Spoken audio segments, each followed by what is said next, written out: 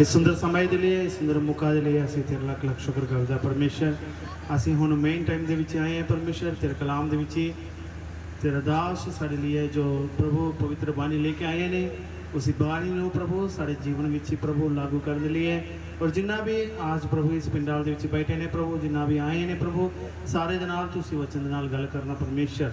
इस वचनों साढ़े जीवन को बदलने वास्ते, इस वचनों साढ़े जीवन को आशीष करने वास्ते, इसी वचनों साढ़े जीवन में पवित्रताई ले आने वास्ते प्रभु तू सहायता करो परमेश्वर। खास करके साढ़े आनंद प्रभु दूर तो चल के आए ने प्रभु, वो आनंद दे जरिए प्रभु, आनंद मुक्त दे जरिए परमेश्वर तू गलबात करना ताकि वो गल्लां साढ़े जीवन में हमला कर सके परमेश्वर। अस तेरा धन्यवाद करते हैं सुंदर समय के लिए। सारे आदर महिमा जलाल तेनों देंदे हैं, यीशु मसीह पवित्र नाम च दुआ मांगते हैं, आमीन।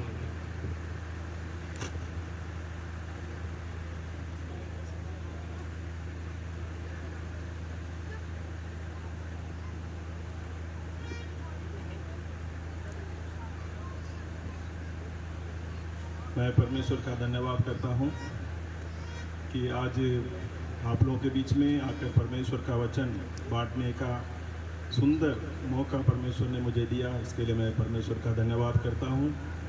और आप सबसे मिलकर मैं बहुत आनंदित हूँ कि परमेश्वर की महिमा के लिए और इस उत्सव मनाने के लिए हम सब लोग यहाँ पर आए हैं, आप सब लोग यहाँ पर आए हैं।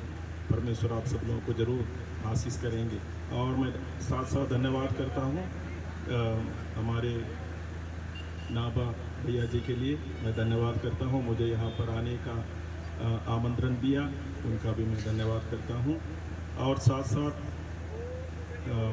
जो यहाँ का कमेटी का अध्यक्ष है हमारे निर्मल भैया जो सेक्रेटरी साहब हैं, और बाकी सभी लोगों का भी मैं धन्यवाद करता हूँ। परमेश्वर आप सब लोगों को आशीष करें।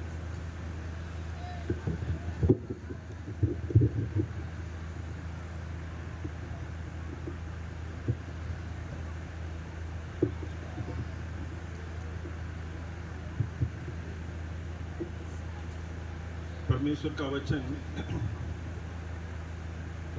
आज पहला संदेश में आपको ये इसके बारे में मैं देना चाहता हूँ कि परमेश्वर को हम अधिक कैसे जानें। हमें परमेश्वर को जानना और भी जानना बहुत ज़रूरी है।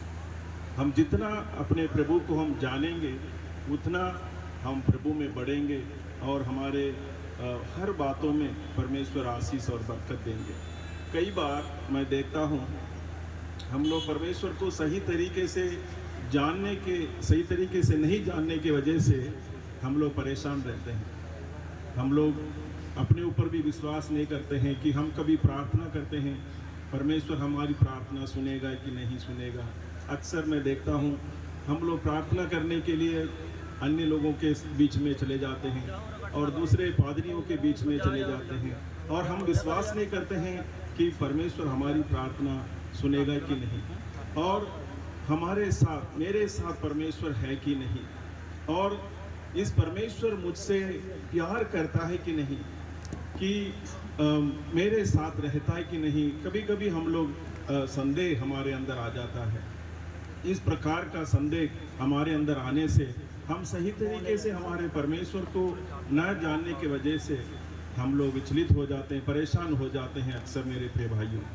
और हम बाइबल में देखते हैं आज जो पढ़ के हम सुने थे इफिसियों की पत्री में भी यही हम लोग सुने थे।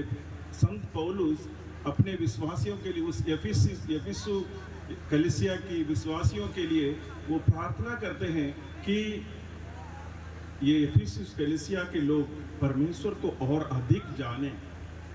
परमेश्वर का बुलाहट कितना महान है और हमारा परमेश्वर की सामर्थ कितना महान है, उसको जानना है, उसमें और भी आगे बढ़ना है करके संत पौलुस उनके लिए कलीसियाओं के लिए प्रार्थना करते हैं।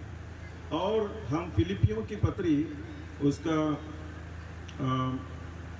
3:10 हम लोग पढ़ते हैं तो पौलुस स्वयं कहता है, पौलुस इतना बड़ा प्रचारक और इतना बड़ा परमेश्वर का दास होने के बावजूद वो कहता है कि मैं उस परमेश्वर को जानने के लिए और भी मैं चाहता हूँ, मैं जानना चाहता हूँ करके वो बोलता है। देखिए 3 का 10 में वो ऐसा लिखा है, ताकि मैं उसको और उसके मृत्युंजय की सामर्थ्य को और उसके साथ दुखों में सहभागी होने का मर्म को जानूं और उसकी मृत्यु की समानता को प्राप्त करूं, कि मैं किसी भी रीति से मरे हुओं में से जी उठने के पद तक पहुंचूं। पौलुस की प्रार्थना स्वयं, इतना बड़ा परमेश्वर का दास होने के बावजूद उनकी प्रार्थना ये रही, मैं मेरे प्रभु को और अधिक जानूं और उसके निकट और अधिक बढ़ूं और उसके मृत्युंजय सामर्थ्य, कैसे वो मृतकों में से जी उठा और आज पवित्र आत्मा के रूप में हमारे बीच में कैसे हैं, इन सब बातों को मैं और अधिक जानूं करके संत पौलुस कहते हैं उसको हम लोग देखते हैं। तो मेरे प्रिय भाइयों, मैं आज यही आपको बताना चाहता हूँ और एक बार मैं याद दिलाना चाहता हूँ, कुछ मूल बातों के ऊपर मैं बात करना चाहता हूँ। देखिए एक बार आप जानते हैं प्रभु यीशु मसीह, हमारा प्रभु यीशु मसीह एक बार अपने चेलों से पूछा, चेले हमेशा उनके साथ रहते थे, है ना, उनसे पूछा लोग मेरे बारे में क्या कहते हैं। 12 चेले हमेशा 3.5 वर्ष उनके साथ रहे, उनके संग रहते थे, लेकिन वे लोग सही जवाब नहीं दे पा रहे थे और कह रहे थे, कोई आपको यूहन्ना बपतिस्मा दाता कहते हैं, कोई आपको एलिया कहते हैं, कोई कहते हैं कि एक भविष्यद्वक्ता जी उठकर आया है करके कहते हैं। लास्ट में प्रभु यीशु मसीह उनसे पूछा, आप लोग मेरे बारे में क्या सोचते हैं, मैं कौन हूँ करके प्रभु यीशु मसीह उनसे पूछा। तो प्रभु यीशु मसीह तब केवल पतरस 12 चेलों में से केवल पतरस उनको जवाब दिया, आप जीवित हैं, परमेश्वर का पुत्र मसीह है करके केवल एक व्यक्ति सही जवाब दिया। मेरे प्रिय भाइयों, मेरा कहने का मतलब है, चेले उनके साथ थे, उनके संग थे, फिर भी प्रभु कौन है, परमेश्वर कौन, हमारे प्रभु यीशु मसीह कौन है करके सही तरह नहीं जान सके। जब पतरस सही उत्तर दिया, प्रभु यीशु मसीह ने प्रभु को तारीफ किया और बोला कि हे पतरस, ये लहू और मांस इसको आपको प्रकट नहीं किया, बल्कि पिता परमेश्वर ने आपको इस बातों को प्रकट किया करके उनको बताया। मेरे प्रिय भाइयों, और हम देखते हैं प्रभु यीशु मसीह स्वयं, प्रभु यीशु एक बार बोले कि यूहन्ना का 17:3 हम लोग पढ़ते हैं। देखिए 17:3 में आपके लिए पढ़ता हूँ, और अनंत जीवन ये है कि वे तुझ एकमात्र सच्चे परमेश्वर को और यीशु मसीह को जिसे तूने भेजा है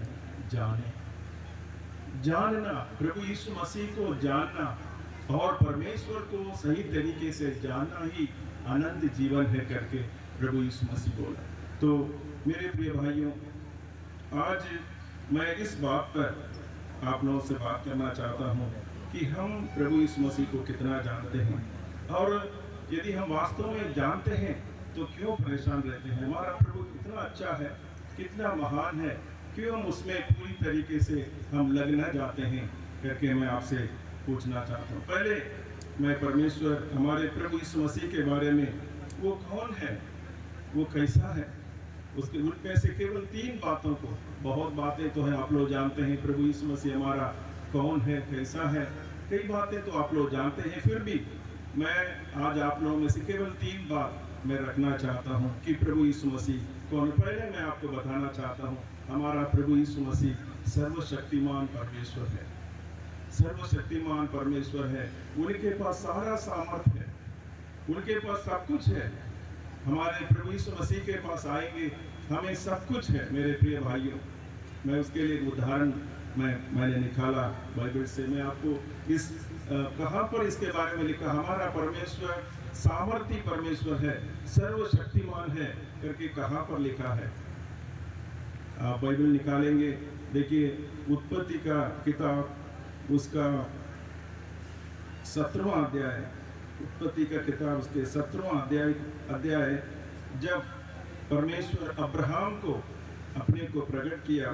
देखिए कैसे प्रकट किया, उसका 17 का पहला वचन, शायद 17 का पहला वचन में ऐसे लिखा है, जब अब्राहम 99 वर्ष का हो गया तब यहोवा ने उसको दर्शन देकर कहा, मैं सर्वशक्तिमान ईश्वर हूँ, मेरी उपस्थिति में चल और सिद्ध होगा। परमेश्वर कैसे उनको प्रकट किया, मैं सर्वशक्तिमान ईश्वर हूँ और मेरी उपस्थिति में चल और सिद्ध होता जा करके उनको कहकर अपने बारे में अपने को प्रकट किया। मेरे प्रिय भाइयों, ये संदर्भ तो आप लोग जानते हैं, कब ये परमेश्वर अपने को मैं सर्वशक्तिमान ईश्वर करके बताया, जब 75 वर्ष का था। अब्राहम को परमेश्वर ने वायदा किया कि मैं तुझे एक संतान दूंगा और तेरे वंशज को मैं बहुत बढ़ाऊंगा करके उनको वायदा किया। जब वो 75 साल का था, आप जानते हैं 75 साल ही बहुत बुढ़ापा होते हैं, लेकिन और 99 वर्ष हो गया, कुछ भी नहीं हुआ। 99 वर्ष के समय भी तब प्रभु परमेश्वर दोबारा फिर उसको दर्शन देकर कहते हैं, मैं सर्वशक्तिमान ईश्वर हूँ करके उनको बताते हैं। देखिए वहाँ पर उसका अब्राहम ने क्या जवाब दिया। देखिए तुरंत वहाँ पर हम देखते हैं अब्राहम मुँह के बल गिरा और उस बातों को ग्रहण किया। देखिए यहाँ पर मैं तेरे साथ वाचा बांधूंगा और तेरे वंश को अत्यंत ही बढ़ाऊंगा। तब अब्राहम मुँह के बल गिरा और परमेश्वर उससे यूं बातें करता गया, देख मेरी वाचा तेरे साथ बंधी रहेगी, इसलिए तू जातियों के समूह का मूल पिता हो जाएगा। मेरे प्रिय भाइयों, जब 99 वर्ष का था फिर भी परमेश्वर उनको दर्शन देकर उनको बताया, मैं सर्वशक्तिमान ईश्वर हूँ। और कुछ दिन के बाद फिर 3 लोग अब्राहम को दर्शन दिए और उनको बताए कि तेरी पत्नी सारा से तुम्हें एक संतान मिलेगा करके उनको बताया। तो सारा हंसने लगी, ठीक है। तब यहाँ पर प्रभु वो जो उनसे मिलने के लिए आए थे, परमेश्वर उनसे मिलने के लिए आए, उन्होंने कहा, क्या यहोवा के लिए कोई काम कठिन है? 18 का 14 हम लोग पढ़ते हैं, उसमें लिखा है, उसमें पूछा गया, क्या यहोवा के लिए कोई काम कठिन है? मेरे प्रिय भाइयों, आप लोग जानते हैं जब ये 99 वर्ष में हुआ था तब वो उनको दोबारा बोलकर वो 3 लोग गए, अगले ऋतु में जब हम आएंगे तुम्हारे पत्नी के हाथ में एक संतान होगा, एक बच्चा होगा करके उनको वायदा देकर उनको चले गए। ऐसा ही आप जानते हैं मेरे प्रिय भाइयों, जब वो 100 वर्ष का था, अब्राहम 100 वर्ष का था, उनकी पत्नी 90 वर्ष की हो गई थी, तब परमेश्वर ने उनको एक इसहाक करके एक बालक दिया करके हम लोग देखते हैं। मेरा कहना है मेरे प्रिय भाइयों और बहनों, हमारा परमेश्वर, हमारा प्रभु यीशु मसीह जिस पर हम लोग विश्वास करते हैं वो सर्वशक्तिमान परमेश्वर है, सामर्थी परमेश्वर है, उसके पास सारा सामर्थ है। कभी कभी हम लोग परेशान हो जाते हैं, मेरा समस्या हल होगा क्या, और मेरी समस्याओं का कैसा निदान होगा, समस्या कल कैसे हल होगा, कैसे ठीक हो जाएगी, मेरी प्रार्थना, मेरी समस्या इतनी बड़ी है, ये कैसे ठीक होगा करके हम लोग सोचते हैं मेरे प्रिय भाइयों। लेकिन हमारा प्रभु कहता है, मैं सर्वशक्तिमान ईश्वर हूँ, मैं जीवित परमेश्वर हूँ, मैं 100 साल में अब्राहम को और 90 वर्ष में सारा को संतान दे सकता हूँ, तो तुम्हारे भी साथ हूँ और तुम्हारे भी संग हूँ, तुम्हारी प्रार्थना भी सुनेगा, तुम्हारे संग भी रहेगा करके परमेश्वर आज आपसे कहना चाहता है। मेरे प्रिय भाइयों, हमारा परमेश्वर कितना महान है। आपसे बोलेंगे और आपके पिछले जीवन को मुड़कर देखने के लिए बोलेंगे, आप कितनी गवाही हैं। मेरे जीवन में यदि मैं बताना चाहूँ, बहुत गवाहियाँ, कैसे कैसे हमारे प्रभु ने, परमेश्वर ने हमारी प्रार्थना सुना, कैसे कैसे हमें अगुवाई किया, जब हम कुछ भी नहीं थे वहाँ से हमें उठाया, हमें आगे बढ़ाया, आज हमें उसकी महिमा के लिए खड़ा किया मेरे प्रिय मित्रों। फिर भी मेरे कहने का मतलब है, मेरा तात्पर्य है मेरे प्रिय मित्र, क्यों हम संदेह करते हैं? क्यों उस महान प्रभु परमेश्वर जो सर्वशक्तिमान है, जो सामर्थ्य है, उस पर हम लोग क्यों विश्वास नहीं करते? जब हमारे प्रभु यीशु मसीह संसार में आया, यही सर्वशक्तिमान परमेश्वर प्रभु यीशु मसीह के रूप में इस संसार में आया।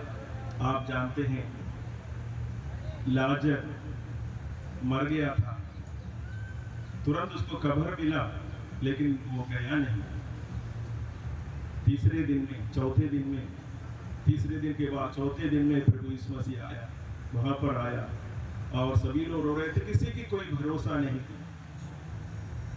और प्रभु यीशु मसीह माता से बोला कि तेरा भाई जी उठेगा। उसको कोई विश्वास ही नहीं हो पा रहा है, मर के 3 दिन के बाद चौथे दिन में कैसे जी उठेगा? कोई कैसे जिएगा? वो माता कहने लगे, हाँ प्रभु, मेरा भाई जी उठेगा। जब सभी लोग जी उठेंगे, सभी लोग प्रभु के आगमन में खड़े होंगे, तो मेरा भाई भी जी उठेगा करके। लेकिन प्रभु ने माता से बोला, यदि तुम विश्वास करोगे, परमेश्वर के सामर्थ को देखो, परमेश्वर की महिमा को देखोगे करके माता को प्रभु यीशु मसीह ने बोला। मेरे प्रिय भाइयों, कोई विश्वास नहीं कर सकते, कोई भी सोच नहीं सकते कि मरने के बाद, वो भी 3-4 दिन के बाद, कैसे सांस जान उसके अंदर किसी जो दफना दिया, कब्र में रख दिया, उसके अंदर जान कैसे आएगा? कोई हम सोच नहीं सकते मेरे प्रिय भाइयों। लेकिन जब प्रभु यीशु मसीह उस कब्र के सामने गया, कब्रिस्तान के सामने खड़ा हुआ और कहा, हे लाजर बाहर, हालेलुया, हे लाजर बाहर आ करके उनको आवाज दिया। मेरे प्रिय भाइयों, एक आवाज में, एक कहने से वो लाजर उठकर बाहर आए। मेरे प्रिय भाइयों, मैं आपसे कहना चाहता हूँ, हमारा परमेश्वर सर्वशक्तिमान ईश्वर है। हम बाइबल में देखते हैं कितना महान अद्भुत काम हमारे प्रभु यीशु मसीह ने किया। 5 रोटी और 2 मछलियों से 5000 लोगों को खिलाया। और कितने अंधे, कितने लंगड़े, कितने कोढ़ी को प्रभु यीशु मसीह ने चंगा किया।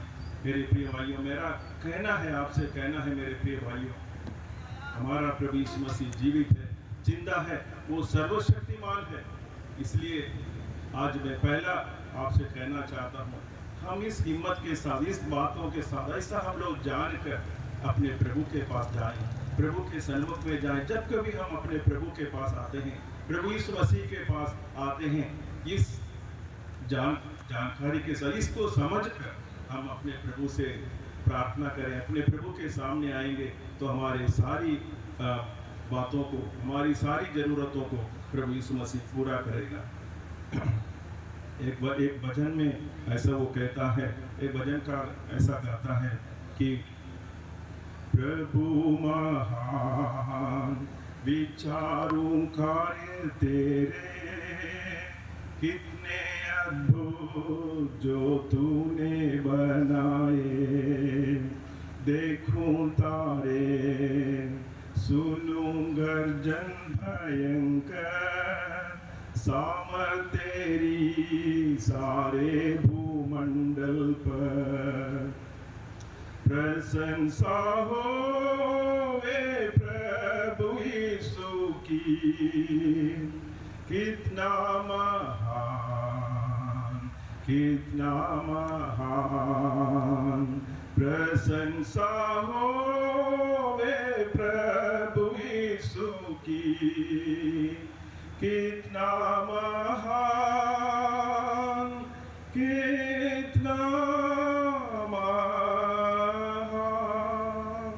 हाँ मेरे प्रिय भाइयों, हमारा प्रभु कितना महान, कितना सर्वशक्तिमान। हम पूरे बाइबल में देखते हैं, शुरू से लेकर, मुझे इतना हर एक घटनाएं बोलने के लिए समय नहीं है। आप बाइबल के शुरुआत से लेकर देखिए, शुरुआत से लेकर देखिए, मूसा के जीवन में कितना बड़ा बड़ा अद्भुत काम हमारे परमेश्वर ने किया। लाल समुद्र सामने था, उसको 2 खंड किया और इस्राएली लोग आराम से जाने के लिए परमेश्वर ने सहायता किया। 40 वर्ष वो लोग खेती बाड़ी नहीं किए। 6 लाख और अधिक लोग थे, एक जगह से दूसरे मिस्र से कनान देश की ओर जा रहे थे। वे लोग कोई खेती बाड़ी नहीं किए। उसको किसने आहार दिया था? किसने उसको भोजन दिया था? किसने दिया था? आप लोग जानते हैं ना किसने दिया था? परमेश्वर ने मन्ना बरसाया। हालेलुया, मन्ना बरसाया। चट्टान को फाड़कर उनको पानी दिया और उनको आराम से 40 वर्ष के बाद उनको कनान देश पहुंचाया। मेरे प्रिय भाइयों, पहला हम अपने प्रभु को जानने के लिए इस बात पर हम लोग जानना है, मेरा प्रभु सर्वशक्तिमान है और जीवित। और दूसरी बात मैं आपको आज ये बात बताना चाहता हूँ, आप सब लोग जानते हैं, फिर भी जानने के बाद भी हम क्यों उस पर पूर्ण तरीके से विश्वास नहीं करते हैं? क्यों हमारे प्रभु यीशु मसीह पर पूर्ण तरीके उसके वचनों पर नहीं चलते हैं? वही बात है, हम सभी लोग विश्वासी हैं, हम सभी लोग हमारे प्रभु यीशु मसीह पर विश्वास करते हैं। दूसरी बात मैं आपसे ये कहना चाहता हूँ, हमारा प्रभु दयालु ईश्वर है, दयालु परमेश्वर है, दयावंत है, हमेशा हमारे ऊपर करुणा रखने वाला, हमारे ऊपर दया करने वाला परमेश्वर है। देखिए एक वचन में हम लोग पढ़ते हैं, निर्गमन के किताब निर्गमन का 34 में परमेश्वर खुद, जैसे में अब्राहम को परमेश्वर ने प्रकट किया था, अब्राहम को परमेश्वर ने प्रकट किया, मैं सर्वशक्तिमान ईश्वर हूँ।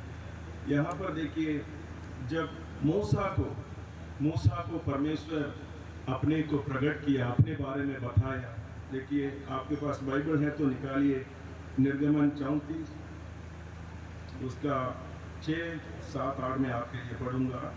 यहोवा उसके सामने होकर यूं प्रचार करता हुआ चला, यहोवा यहोवा ईश्वर दयालु और अनुग्रहकारी, कोप करने में धीरजवंत और अति करुणामय और सत्य, हजारों पीढ़ियों तक निरंतर करुणा करने वाला, अधर्म और अपराध और पाप का क्षमा करने वाला, परंतु दोषी को वो किसी प्रकार निर्दोष न ठहराएगा। वह पितरों के अधर्म का दंड उसके बेटों, परम पोतों और परपोतों को भी देने वाला है। यहाँ पर देखिए, उसके पहला हम लोग पढ़ते हैं, वो यहाँ अपने बारे में परमेश्वर क्या कहते हैं, ईश्वर दयालु और अनुग्रहकारी, कोप करने में धीरजवंत और अति करुणामय और सत्य, हजारों पीढ़ियों तक निरंतर करुणा करने वाला। मेरे प्रिय भाइयों, मैं आज आपसे बताना चाहता हूँ, हमारा परमेश्वर वो दयालु है। अंग्रेज में बोलते ही से कंपैशनेट गॉड, बहुत हमारे ऊपर दया करने वाला, हमारे ऊपर क्रोधी नहीं है। जब हम उससे दूर थे, उससे दुश्मन थे, उसके पास नहीं थे, तब परमेश्वर का क्रोध हमारे ऊपर था। आज हम उसके पास आए, हम अपने प्रभु यीशु मसीह को ग्रहण किए, अभी उसका क्रोध हमारे ऊपर नहीं है।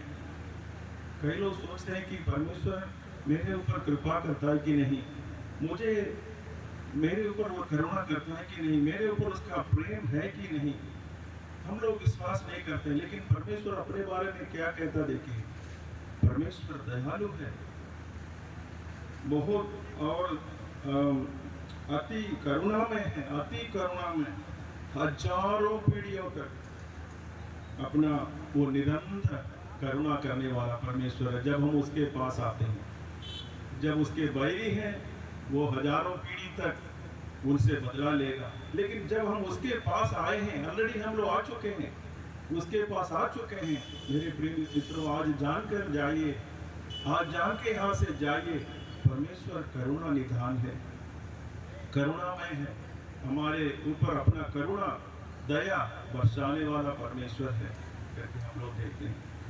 जब हम बाइबल पढ़ते हैं, बाइबल में जब हमारे प्रभु यीशु मसीह संसार में आया, कितना दयालु, कितने दयालु थे, कितने अच्छे थे, कितने नम्र थे। आपने आपने पढ़ा होगा, एक बार मैं बाइबल की घटनाओं को पढ़कर देख के आश्चर्य करता हूँ। एक बार आपने देखा होगा, जब लूका रचित सुसमाचार उसका 7वां अध्याय 11 से 15 तक हम पढ़ते हैं, जब प्रभु यीशु मसीह और उनके चेले शहर में नईन एक गांव में होकर चलते हैं, एक वहाँ से अंदर से एक जुलूस आ रहा है, एक मृत्यु का जुलूस, मतलब एक मृत्यु डेड बॉडी को लेकर, जो मरा हुआ शरीर को लेकर वहाँ से अंदर से एक जुलूस आ रहा है, मतलब उसको शमशान घाट में ले जाने के लिए, उसको दफनाने के लिए, गाड़ने के लिए उसको लेकर जा रहे थे। वो एक इसमें लिखा है कि विधवा माँ का इकलौता बेटा था, एक ही बेटा उसके पास था, वो अभी मर गया। देखिए हम लोग उसको पढ़ेंगे, लूका रचित सुसमाचार उसका 7वां अध्याय,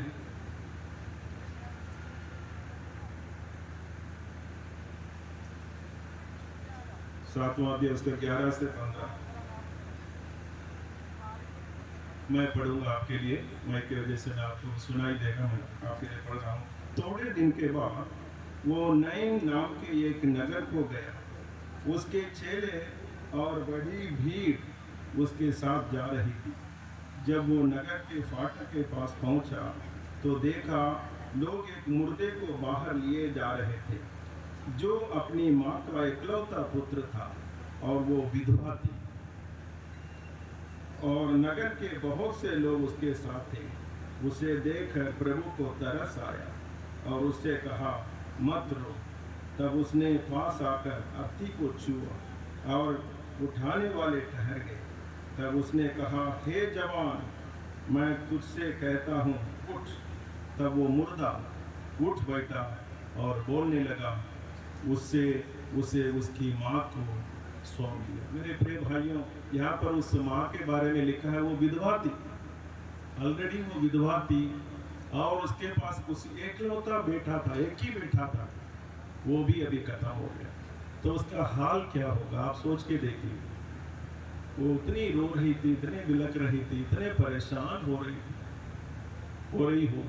मेरे प्रिय भाइयों, जब इसको हमारे प्रभु ने देखा, प्रभु आगे नहीं बढ़ा, किसी ने उसको कुछ बोला भी नहीं, लेकिन उसकी उस विधवा माँ का दिक्कत दुख को देखा तो प्रभु वहाँ पर खड़े हो गए और उस अर्थी को जाकर छुआ और कहा, हे जवान उठ, करके उसको आज्ञा दिया। जवान उठ बैठा और उस दुखी माँ के हाथ में उसको सौंप दिया। मेरे प्रिय भाइयों, कितना दयालु हमारा प्रभु है, हमारे दुखों को समझने वाला प्रभु है। आप ये ना सोचें मेरे दुख को कौन जानता है, मेरे परेशानियों को कौन जानता है, मेरे दिक्कत समस्याओं को कौन जानता है। कभी कभी आप सोचते होंगे, मेरे प्रिय भाइयों, आपके परेशानी को, आपके दुख को, समस्याओं को जानने वाला एक परमेश्वर है। वो हमारे संग है, हमारे साथ है, पवित्र आत्मा के रूप में वो आपके साथ रहता है, आपके संग रहता है। मेरे प्रिय भाइयों, आप धन्यवाद के साथ आपकी समस्या को प्रभु से बताएं तो प्रभु तुरंत उसको सही करने के लिए हमारा प्रभु दयालु है। मेरे प्रिय भाइयों, मैं एक दूसरा घटना का भी जिक्र करना चाहता हूँ। अब हम उसको कई घटनाएं, कितना दयालु है, कितना हमारा प्रभु दयावान है, कई घटनाएं मैं आपको जिक्र कर सकता हूँ, बता सकता हूँ। फिर भी एक दो बातें बस कहकर मैं जाना चाहता हूँ। वही लूका रचित सुसमाचार का 5वां अध्याय का 12 और 13 हम पढ़ते हैं। वहाँ पर एक कोढ़ी आकर प्रभु से गिड़गिड़ाता है। देखिए मैं आपके लिए पढ़ना चाहता हूँ, लूका रचित सुसमाचार 5वां अध्याय 12 और 13। ਤਾਂ ਇਉਂ ਹੋਇਆ ਕਿ ਉਹ ਇੱਕ ਨਗਰ ਵਿੱਚ ਸੀ ਤਾਂ ਵੇਖੋ ਇੱਕ ਮਨੁੱਖ ਕੋੜ ਦਾ ਭਰਿਆ ਹੋਇਆ ਉੱਥੇ ਸੀ ਅਤੇ ਉਹ ਯਿਸੂ ਨੂੰ ਵੇਖ ਕੇ ਮੂੰਹ ਦੇ ਭਾਰ ਡਿੱਗਿਆ ਔਰ ਉਸ ਦੇ ਅੱਗੇ ਬੇਨਤੀ ਕਰਕੇ ਕਿਹਾ, ਪ੍ਰਭੂ ਜੀ ਜੇ ਤੂੰ ਚਾਹੇ ਤਾਂ ਮੈਨੂੰ ਸ਼ੁੱਧ ਕਰ ਸਕਦਾ ਹੈ। ਤਾਂ ਉਸਨੇ ਹੱਥ ਲੰਬਾ ਕਰਕੇ ਉਹਨੂੰ ਛੋਇਆ ਅਤੇ ਆਖਿਆ, ਮੈਂ ਚਾਹੁੰਦਾ ਹਾਂ ਤੂੰ ਸ਼ੁੱਧ ਹੋ ਜਾ। और झट ਉਹਦਾ ਕੋੜ ਜਾਂਦਾ ਰਿਹਾ। धन्यवाद धन्यवाद भैया। तो देखिए, आप उसमें पढ़ के सुने होंगे, एक कोढ़ी व्यक्ति समाज में, समाज से अलग किया हुआ व्यक्ति। आज भी कोई कोढ़ी कुष्ठ रोगी आपके पास आकर बैठेंगे, आप उसको जगह नहीं देंगे, आप उसके पास बैठना नहीं चाहेंगे, बल्कि हमारे हिंदुस्तान के रिकॉर्ड के अनुसार कोढ़ी लोग इरेडिकेट, मतलब पूरा खत्म हो चुका है हमारा, लेकिन फिर भी बहुत कोढ़ी कुष्ठ रोगी आज भी है। तो उसके उनका शरीर से बदबू आता है, बहुत बदबू आता है, उसका पूरा शरीर सड़ने लगता है, सड़ा रहता है। ऐसा व्यक्ति प्रभु से आकर विनती करता है कि प्रभु, यदि आप चाहेंगे मैं शुद्ध हो सकता हूँ करके वो प्रभु यीशु मसीह से वो विनती करता है। हम और आप होते, मेरे पास इतना पावर होता, प्रभु यीशु मसीह के अंदर जो सामर्थ्य यदि मेरे अंदर होता, तो मैं क्या करता, दूर से उसको, अरे ठीक है चंगा हो जाओ करके। प्रभु यीशु मसीह ऐसा कर सकते थे, प्रभु यीशु ऐसा कर सकते थे मेरे प्रिय भाइयों, लेकिन प्रभु ने क्या किया, हमारे प्रभु यीशु मसीह ने क्या किया, अपने हाथों से उसको छुआ और कहा, मैं चाहता हूं शुद्ध हो जा। आज कई पादरी लोग दूसरों को गिराने में लगे हैं, कई पादरी लोग, कई आजकल हम देखते हैं जो ज्यादा लोग को गिराता है वो बड़ा पादरी समझा जाता है, गलत है। हमारा प्रभु उठाने वाला परमेश्वर है, गिरे हुओं को उठाने वाला परमेश्वर है, गिरे हुओं के ऊपर अपना हाथ लगाने वाला परमेश्वर है मेरे प्रिय भाइयों। यहाँ पर देखिए, वो कोढ़ी था, कुष्ठ रोगी था, शरीर सड़ा हुआ था, हमारा प्रभु दया से भर गया और अपना हाथ बढ़ाकर उसको छू कर उसके शरीर में छुआ और बताया, मैं चाहता हूँ तू चंगा हो जा, ठीक हो जा करके उनको बताया और चंगा किया। मेरे प्रिय भाइयों, बाइबल में कितने ऐसे जगह है हमारे प्रभु दया से भरकर। तो आज भी मेरा कहना है मेरे प्रिय भाइयों, हमारा प्रभु दयालु है, वो हमारे ऊपर दया करने वाला परमेश्वर है, हमें आशीष और अनुग्रह करने वाला परमेश्वर है मेरे प्रिय भाइयों। एक इसी वजह से मैं आपको बताना चाहता हूँ, वो अपने करुणा से भरकर ही, दया से भरकर ही वो इस संसार में आया, हमें ढूंढ कर आया। हम पापी थे, हम उससे दूर थे और उसके बैरी थे, लेकिन प्रभु यीशु मसीह स्वर्ग छोड़कर इस संसार में आया और हमारे पास आया, अपने प्रेम दिया, हमें अपने पापों से हमें छुड़ाया और अपने साथ बैठाया, अपने संग हमको बैठाया। प्रिय भाइयों और बहनों, एक भजनकार ऐसे गाता है, मुझे भी गीत बहुत पसंद है, मैं आपके एक कड़ी में गाना चाहता हूँ। यीशु तेरा प्यार है महान, यीशु तेरा प्यार है महान। कितनी है तू सूली होते जान कुर्बान, कितनी है तू सूली होते जान कुर्बान। यीशु तेरा प्यार है महान, यीशु तेरा प्यार है महान। छड़ आसमान यीशु जग विच आ गया, जग विच आ गया। छड़ आसमान यीशु जग विच आ गया, जग विच आ गया। डुबो दया पापिया नू आन के बचा लिया, आन के बचा लिया। कैसी तेरी कुदरत, कैसी तेरी शान, कैसी तेरी कुदरत, कैसी तेरी शान। यीशु तेरा तेरा यीशु तेरा प्यार है महान, यीशु तेरा प्यार है महान। तेरे जिहा प्यार सानू कौन कर सकदा, कौन कर सकदा। तेरे जिहा प्यार सानू कौन कर सकदा, कौन कर सकदा। पापियां दा बोझ सिर अपने ते चकदा, अपने ते चकदा।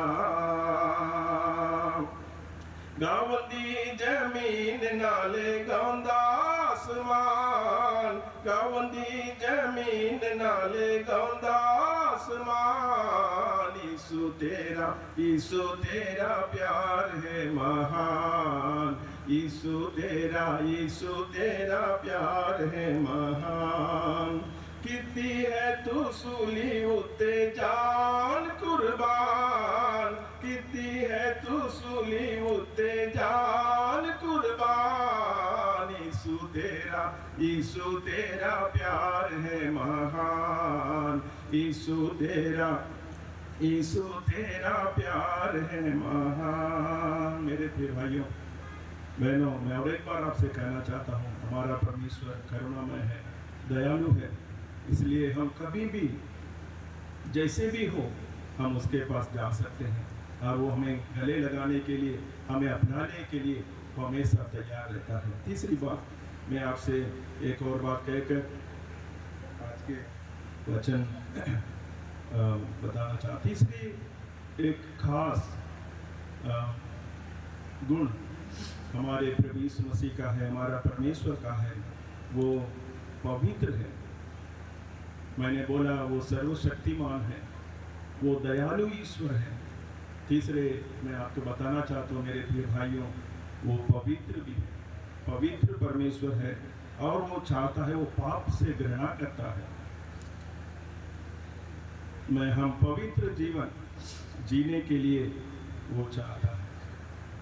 हम लव्य व्यवस्था 20 का 26 पढ़ेंगे। लव्य व्यवस्था 20 का 26।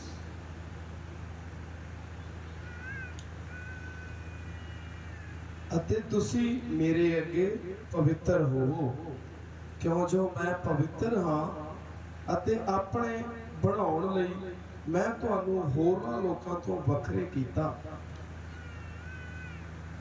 ठीक,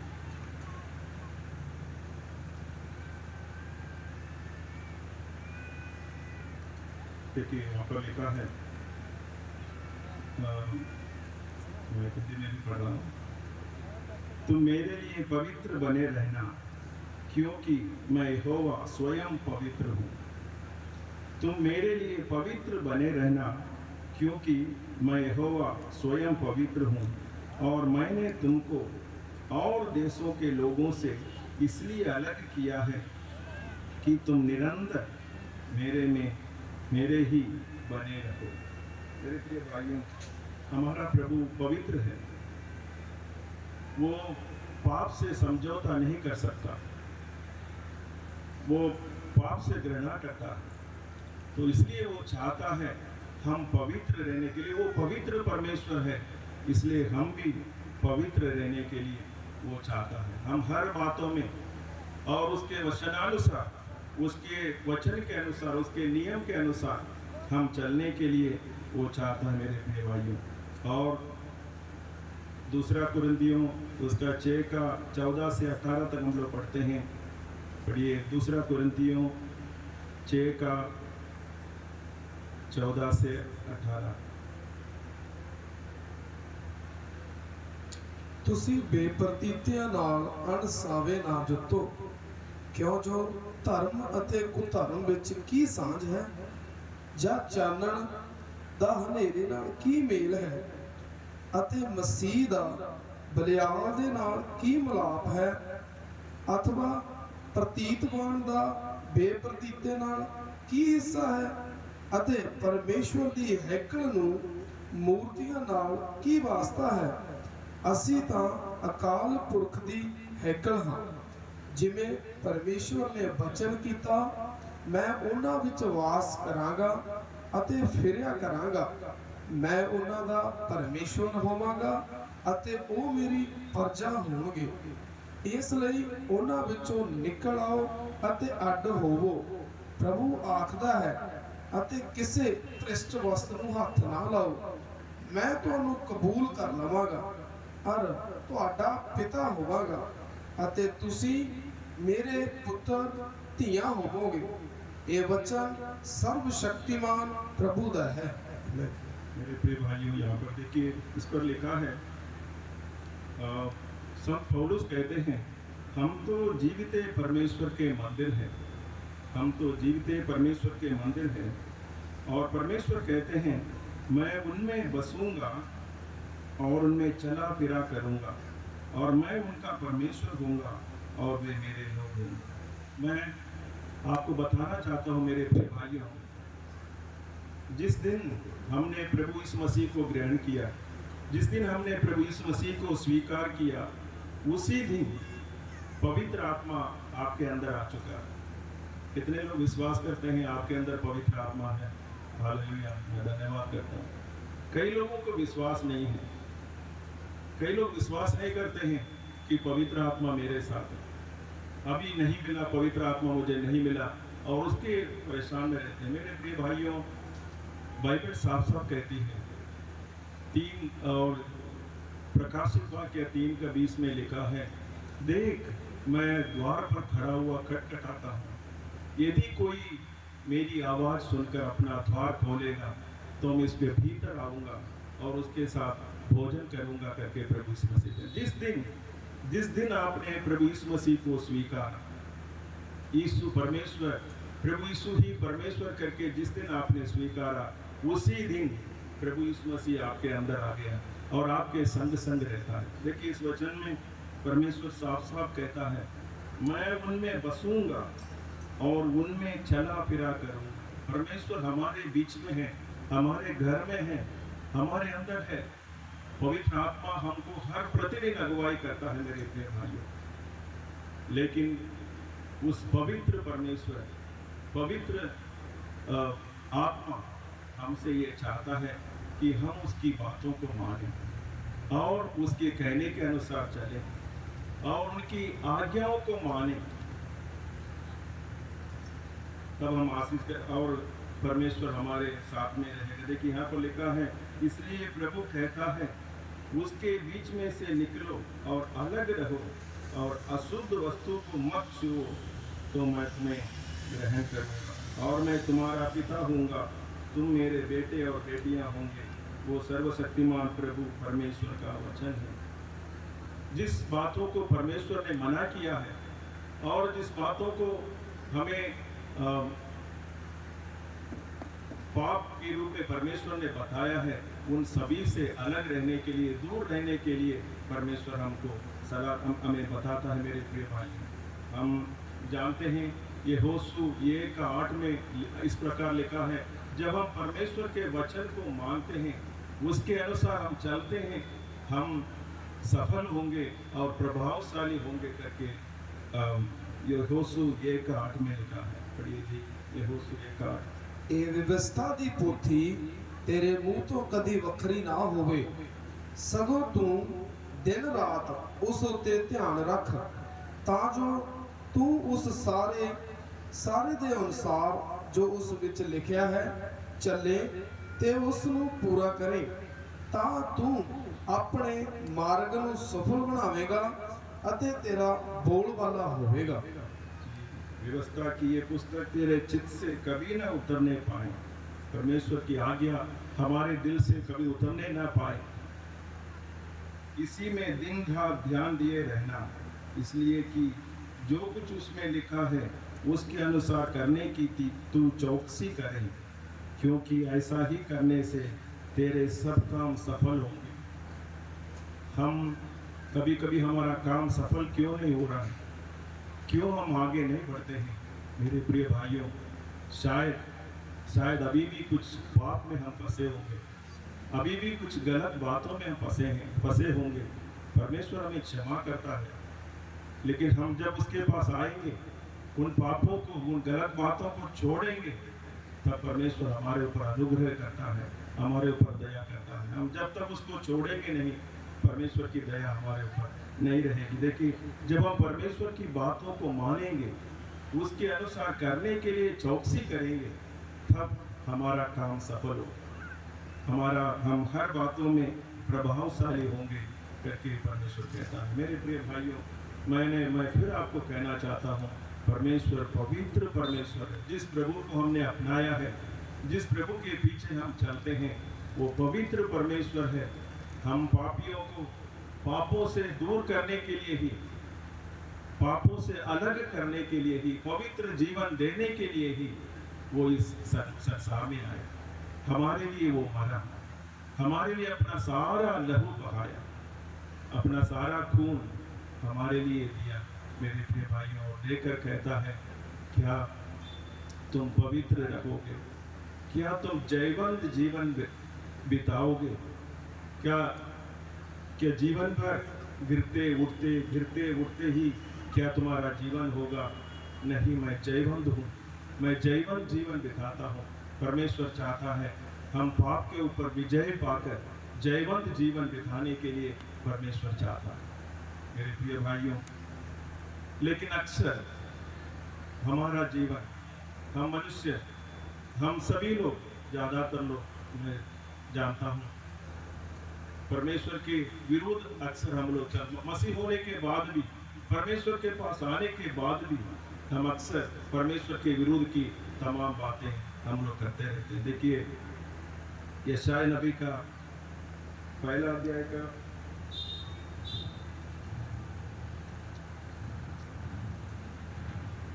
का 2 वचन पढ़िए जी।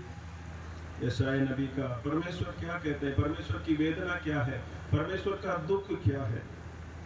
देखिए, यशायाह नबी का पहला अध्याय 2 वचन। हे आकाश सुन ਅਤੇ हे धरती ਕੰਨ ਲਾ, ਯਹੋਵਾ ਇਉਂ ਫਰਮਾਉਂਦਾ ਹੈ, ਮੈਂ ਪੁੱਤਰਾਂ ਨੂੰ ਪਾਲਿਆ ਪੋਸਿਆ, ਪਰ ਉਹ ਮੈਥੋਂ ਆਕੀ ਹੋ ਗਏ। 3 ਦੀ ਪੜ੍ਹੀ। ਬਲਦ ਆਪਣੇ ਮਾਲਕ ਨੂੰ ਅਤੇ ਖੋਤਾ ਆਪਣੇ ਸਾਈਂ ਦੀ ਖੁਰਲੀ ਨੂੰ ਜਾਣਦਾ ਹੈ, ਪਰ ਇਜ਼ਰਾइल नहीं जानता, मेरी प्रजा नहीं सोचती। यहाँ पर देखिए, परमेश्वर का दुख क्या है, परमेश्वर का कहना क्या है।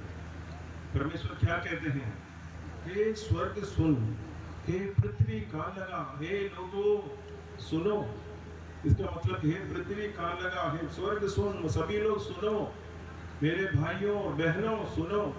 क्या कहता है ये? क्योंकि यहोवा कहता है, मैंने बाल बच्चों का पालन पोषण किया, मैंने इनको चंगा किया, मैंने इन्हें छुटकारा दिया, मैंने इन्हें आशीष दी। हमें से कितने लोगों को परमेश्वर ने कितनी आशीषें दिया है, कितने आगे बढ़ाया है, कितना अच्छा किया है। परमेश्वर का भी कहना यही है, मैंने बाल बच्चों का पालन पोषण किया। जब से हम उसके पास आए, परमेश्वर के पास आए, प्रभु ने हमें आशीष किया, हमें आगे बढ़ाया, तमाम प्रकार के शैतान के चंगुल से हमें छुड़ाया, हमें बचा कर रखा, हमें उठाया और उनको बढ़ाया भी, परंतु उन्होंने मुझसे बलवा की।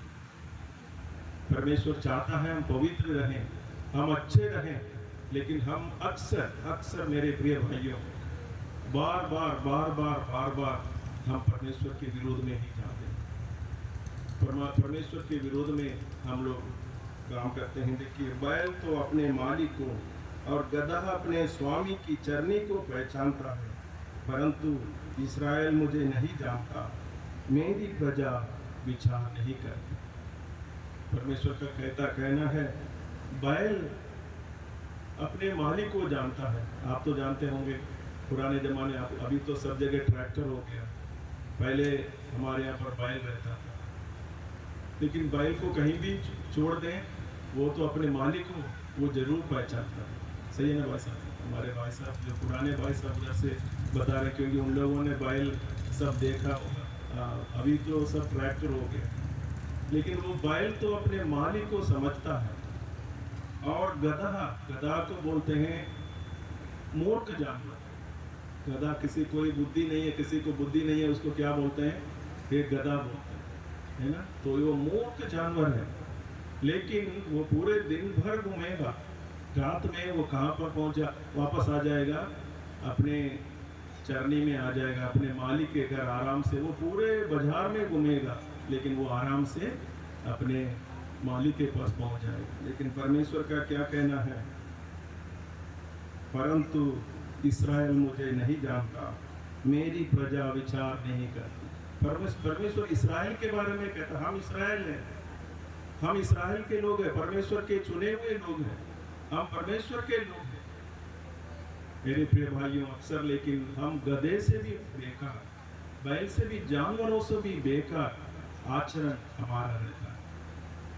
मेरे प्रिय भाइयों, परमेश्वर आज कहता है, आज हमसे और एक बार विनती करना चाहता है कि परमेश्वर का कहना, मैं पवित्र हूँ, तुम भी हर बातों में, अपने चाल चलन में पवित्र बनो, आशीष बनो, आशीष पाओ करके प्रभु कहना चाहता है।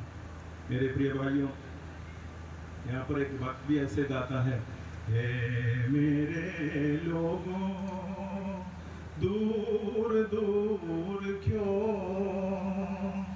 दूर दूर न जा, लौट कर तुम आओ, लौट कर तुम आओ, लौट कर तुम आओ।